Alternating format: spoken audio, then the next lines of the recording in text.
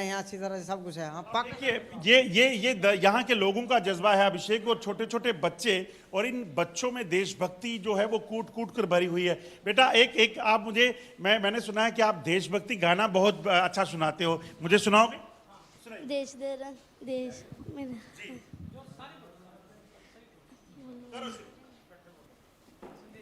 संदेशे आते हैं हमें तरफाते हैं, घर कब आओगे, घर कब आओगे,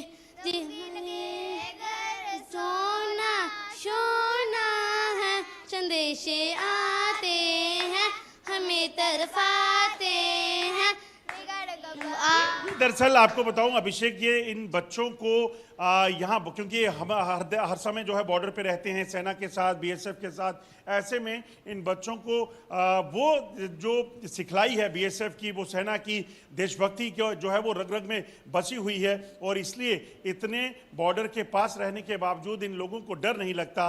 ये कहते हैं कि हम अपनी सुरक्षा करेंगे, और हमारे देश की सुरक्षा के लिए देश के लोग, देश के जवान जो हैं वो खड़े हैं।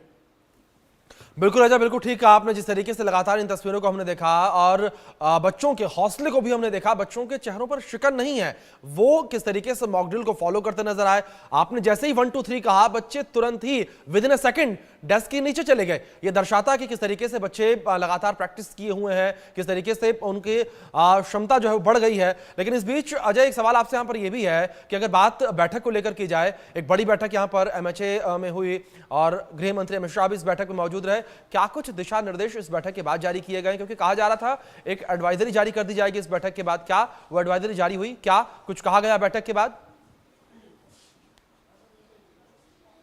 देखिए, गृह मंत्री की जो बैठक है, उस बैठक के बाद एडवाइजरी जो जारी होनी है वो हो गई है।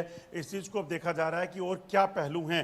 हर डिपार्टमेंट, हर जो तबका है, हर सेक्टर के लोग जो हैं, उन लोगों को कहीं ना कहीं इस चीज़ को सुनिश्चित करना है कि कोई भी चीज़ अनअटेंडेड ना रहे, कोई भी डिपार्टमेंट अनअटेंडेड ना रहे। किसको क्या काम दिया जाएगा, किसको क्या करना है, इन चीज़ों को कहीं ना कहीं सुनिश्चित करना बेहद ज़रूरी है, क्योंकि इस चीज़ की चिंता बनी रहती है कि अगर कहीं पाकिस्तान फायरिंग करे, और पाकिस्तान में आपको बता दूं कि जो सबसे ज़्यादा आशंका है वो यही है कि पाकिस्तान हमेशा सिविलियंस को टारगेट करेगा, पाकिस्तान मासूम बच्चों को टारगेट करेगा।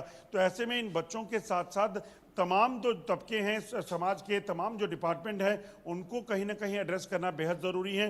डूज एंड डोंट्स क्या रहेंगे, क्या करना है, क्या नहीं करना है, कब कैसे क्या रिएक्ट करना है, उन सभी चीज़ों को लेकर कहीं ना कहीं ये बैठकों का सिलसिला जारी है। जब यहाँ बैठकें हो रही हैं तो हलचल सरहद पार पाकिस्तान में बढ़ रही है।